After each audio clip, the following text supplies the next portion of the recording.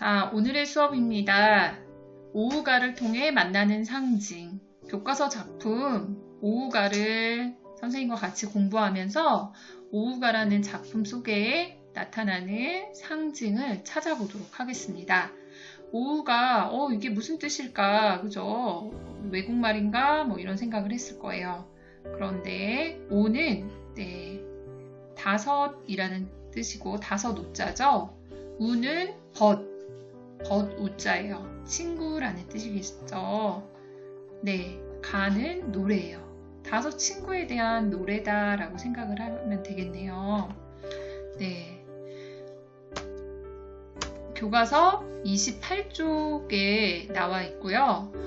이 오우가라는 작품은 총 6편의 시가 이렇게 시리즈로 묶여 있어요. 근데 교과서에는 절반인 2편, 3편, 6편이 실려 있습니다. 그렇지만 1편, 4편, 5편에는 어떤 내용이 나올까 궁금해하는 친구가 많을 것 같아서 선생님이랑 전부 다 한번 살펴보기로 하겠습니다. 오우가의 작가는 조선의 3대 시인이라고 하죠. 윤선도라는 분이고, 이렇게 생겼어요. 어떻게 보이나요? 실제로 이렇게 생겼는지 아마 추정해서 그린 초상화일 것 같은데, 좀 뭔가 자신의 의지가 좀 강해 보이는, 그죠? 얼굴이죠.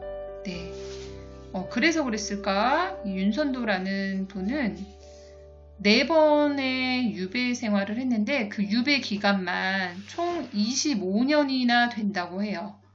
유배라고 하는 거는 이 잘못한 사람을 멀리 보내서 그쵸? 외롭고 쓸쓸하게 이렇게 벌을 주는 거죠. 그래서 윤선도가 유배에 간 것을 보니까 정말 북쪽, 동쪽, 남쪽 정말 안 간 곳 없이 정말 멀리 이렇게 유배를 갔더라고요. 아마 그 유배를 가게 될 때 이제 뭔가 벌로 가는 건데 그 이제 벌을 받는 과정을 보면 주위에 누군가의 미움을 받거나 혹은 모함을 받거나 뭐 이래서 유배를 가는 경우가 많은 것 같아요. 그래서 윤선도가 나에게 진짜 친구는 어떤 것을 의미하는지 그런 이제 외로움 속에 작품을 썼을 것 같아요. 그래서 이 윤선도가 이렇게 말하고 있네요.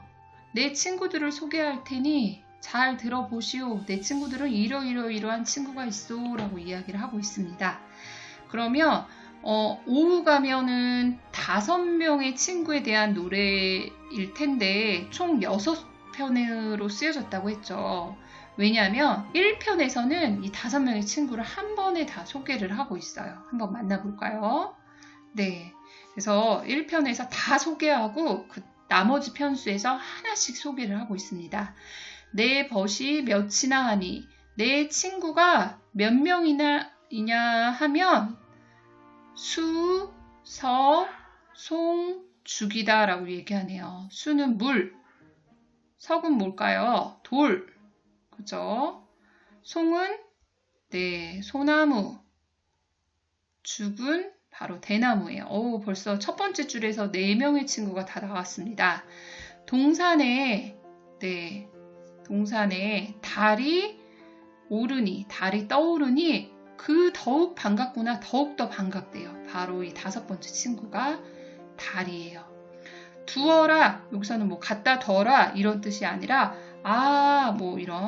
아이고 이런 감탄사예요.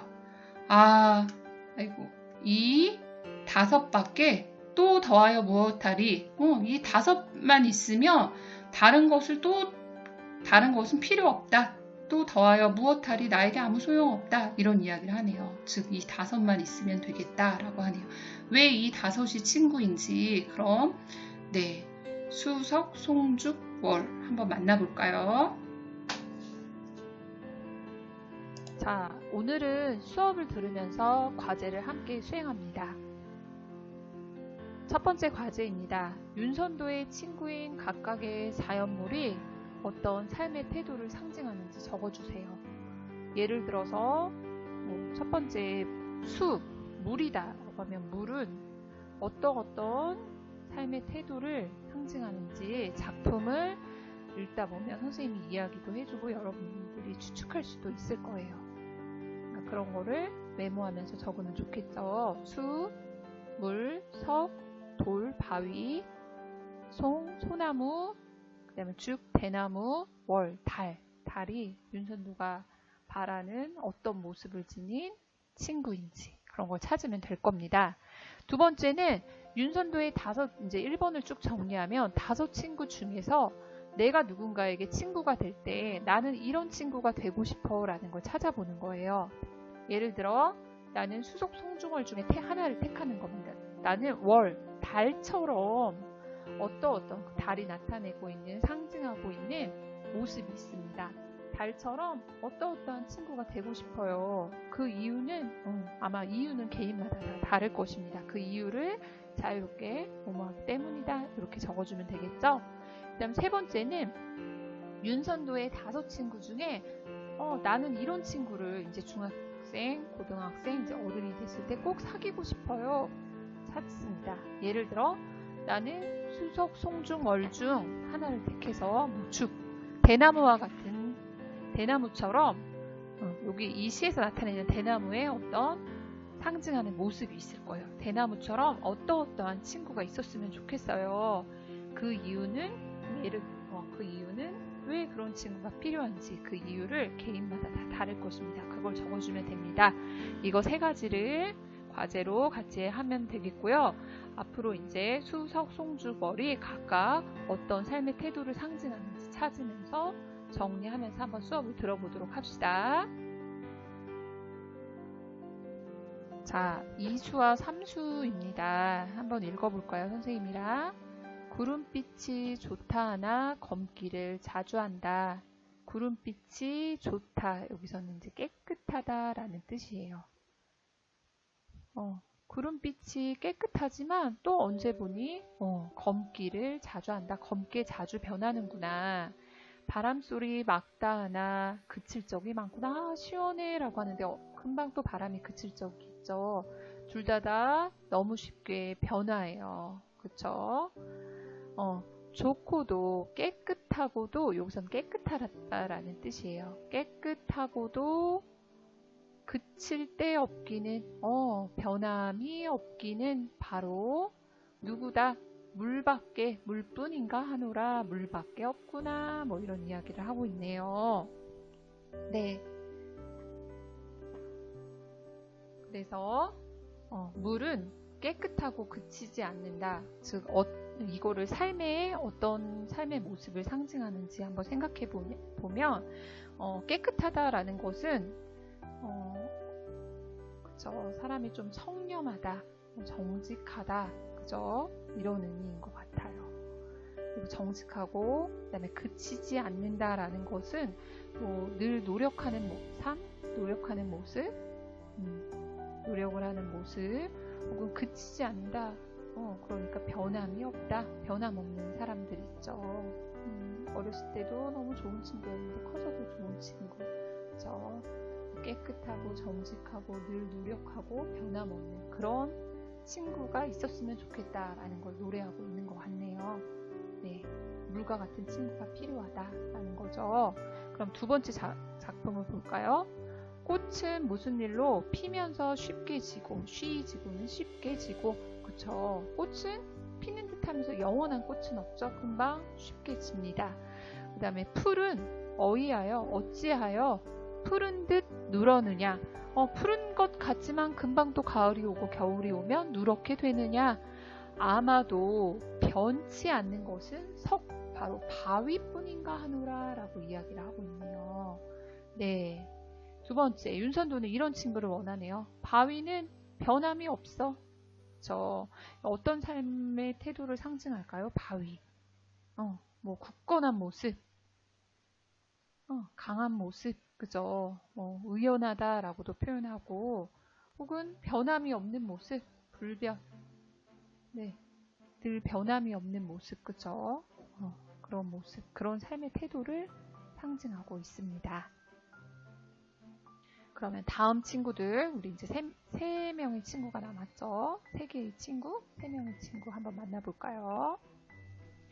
네, 선생님이 설명은 했지만 사진이나 그림으로 보여주면 더 이해가 잘 될 것 같아서 윤선도의 첫 번째 친구 물을 가져왔어요. 그죠? 깨끗하고 그칠 데가 없다라고 작품에는 쓰여져 있는데요. 어떤 삶을 상징한다고 했죠? 어떤 친구? 네, 정직하고 청렴하며 변함없는 친구라고 친구를 상징한다라고 보면 되겠네요. 그리고 네, 두 번째 친구 바위. 작품에는 변함이 없다라고 했는데 이 아마 모습에서도 느껴질 거예요. 네, 변함없는 되게 의지가 굳센 거예요. 의지가 강하면 변하지 않거든요, 사람이. 그래서 의지가 굳센. 교과서에서는 굳건한, 의연한 태도를 나타낸다라고도 쓰여져 있네요. 변함없는, 의지가 굳센, 의연한, 굳건한 그런 친구를 나타냅니다. 묵묵히 자기 할 일을 열심히 하는 그런 친구. 네, 그럼 그 다음 친구들을 한번 만나봅시다. 네, 네 번째 친구입니다. 한번 읽어볼까요? 윤선도는 세 번째, 네 번째 친구를 어떻게 표현하고 있는지, 어떤 친구가 필요하다라고 했는지. 더우면 꽃이 피고 추우면 잎지 거늘 소라. 여기서 이 소라는 소나무. 너는 어찌하여 눈소리를 모르니. 너는 그 차갑게 그쳐 펑펑 그저 쏟아지는 눈소리를 모르니. 왜 모르냐라고 했냐면 눈소리가 막 쏟아져도 소나무는 어떻죠? 변함없이 네, 푸르죠.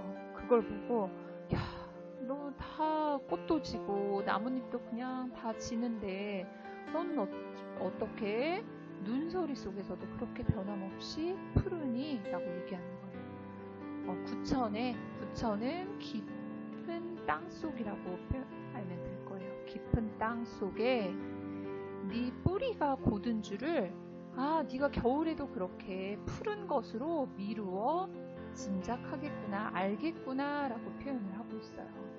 즉, 소나무는 뿌리가 곧게 땅속에 아주 깊이 박혀 있기 때문에 눈소리가 몰아쳐도 늘 변함없이 푸르른 모습으로 서 있다 라고 표현을 하네요. 네, 소나무는 눈소리를 무서워하지 않고 뿌리가 아주 곧다, 이런 특징을 가지고 있다라고 하네요. 이건 어떤 삶의 태도를 나타낼까요? 네, 소나무는 눈서리는 바로 우리가 살면서 마주칠 수 있는 시련이나 고난, 쉬운 말로는 아픔, 어려움 같은 거예요. 근데 보통의 사람들은 이런 시련, 고난, 아픔이 찾아왔을 때 본래의 모습이 나타난다고 하죠. 시련, 고난, 아픔을 겪었을 때 그 사람의 진짜 모습이 나타난다. 즉, 사람들은 눈소리에 변해요. 그렇지만 눈소리 속에서도 푸르르죠. 그러니까 시련과 고난 속에서도 자신이 옳다고 생각하는 신념을, 그 신념이 아주 땅속 깊이 뿌리 박혀 있는 거죠. 쉽게 뽑히지 않아요. 그래서 시련, 고난 속에서도 신념을 지키는 그런 삶의 모습을 상징하는 것 같아요. 이렇게 살기 아주 어렵죠. 그렇지만 이렇게 사는 사람을 우리는 멋진 사람이다라고 하죠. 그래서 윤선도도 이런 친구가 있었으면 좋겠다라고 노래하네요. 그 다음 네 번째 작품에서 네 번째 친구를 만나보겠습니다. 나무도 아닌 것이 풀도 아닌 것이 곧기는 이렇게 구부러지지 않고 바르게 딱 서 있는 거 곧다라고 표현을 하죠. 곧기는 누가 시켜서 그렇게 곧으며 속은 어찌 비어 있는가. 저렇게 사시사철 늘 항상 푸르니 내 글을, 누구를? 바로 곧 똑바로 서 있으면서 속이 비어 있는 거, 바로 대나무예요. 대나무를 좋아하노라 라고 이야기를 하네요. 네, 대나무는 속이 비어 있고 그 다음에 여기 빠져 있지만 곧고, 그죠? 그 다음에 늘 푸르러요. 네, 속이 비어있다라는 거는 어떤 삶을 상징할까요? 속이 비어있다는 거는 욕심이 없다라고 이해하면 될 것 같아요. 청렴하다라고도 표현하죠. 우리 사람은 늘 욕심을 가지고 있죠. 욕심이 없고, 그죠? 욕심이 없고, 욕심이 없다, 그죠? 속이 비어있다, 욕심이 없다, 깨끗하다, 이렇게 표현을 할 수 있을 것 같아요. 그죠? 물의 속성과도 좀 통하죠. 깨끗하고, 그 다음에 곧고 푸르다라는 거는 뭔가 이렇게 자신의 의지가 바르고, 그죠? 변함이 없다, 이런 걸 얘기할 것 같아요. 그래서 변함없는 의지를 지니고 살고 있다, 그죠? 네.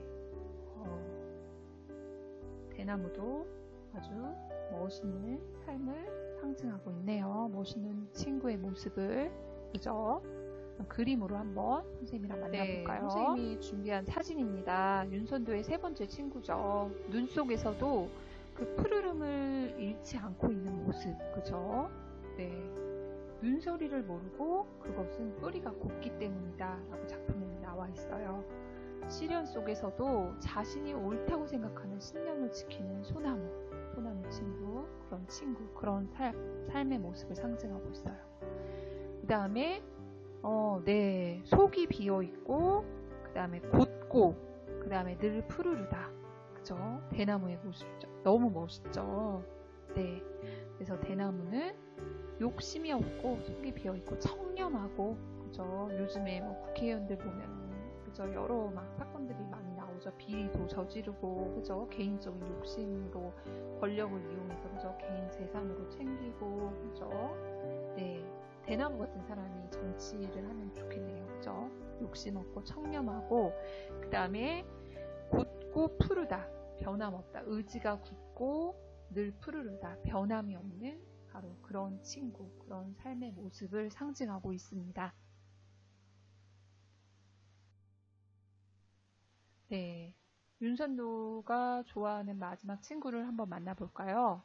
작은 것이, 보기에는 작은 것이 높이 떠서 세상의 온갖 만물을 다 비추니 밤중에 광명은 무슨 뜻이죠? 광명, 밝고 환함, 밤중에 밝고 환함이 너만한 이가 또 있을까? 너처럼 밝고 환한 것이 있을까? 라고 이야기하는 거예요.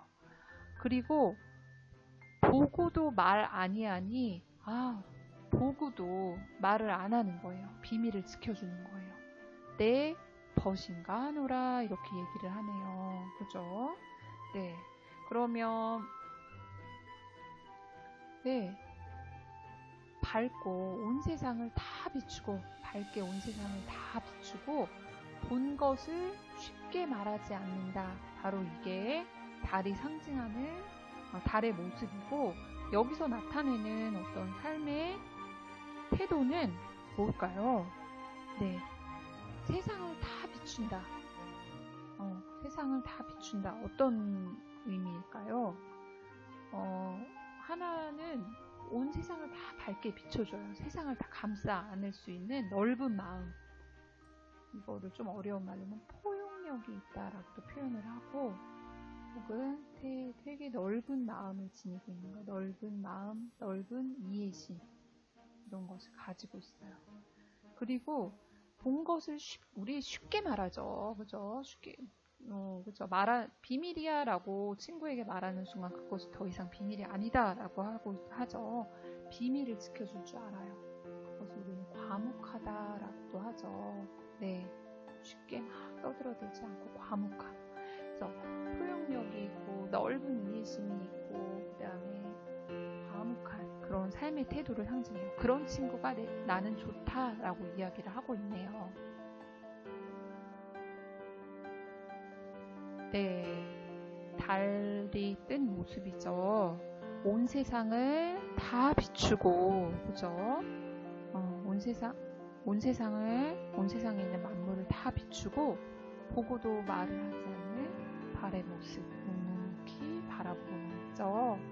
네, 포용력, 그 안에 다른 말로는 이해심이 많고 다 감싸 안을 수 있는 거예요. 그리고 다른 사람의 비밀, 허물 이런 거를 막 떠벌리지 않는 아주 과묵한 친구, 그런 삶의 모습을 상징하고 있습니다.